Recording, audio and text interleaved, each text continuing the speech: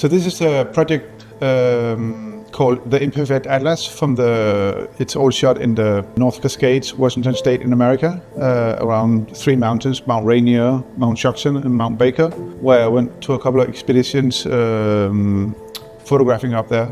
But it started with kind of finding postcards from that area, from more than 100 years old postcards, and figure out where they are from, and finding the locations and wanting to go back to these locations and read a photograph from that same place. And then on top of it, I used a technique called RGB separation, which is like how color photography was started and invented. It's almost like a romantic journey of going with the postcard in the hand and going, looking and finding, no, it must be here, and then thinking back, the trees that's been growing or falling down. It's like, it must be here, no, it cannot be here. So it's kind of it's a little adventurous journey that way.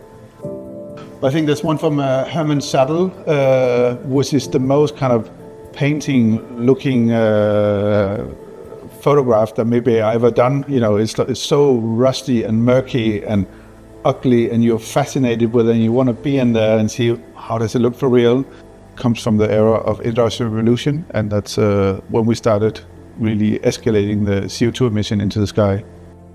And there's a technique where you take 3 images, one with a red filter, one with a green filter, one with blue filter, and putting that together you get the full color spectrum. But things, objects that moves, clouds in the sky, birds, cars, people walking, gives this kind of mismatch that looks almost like painting. It's because of that technique I'm using.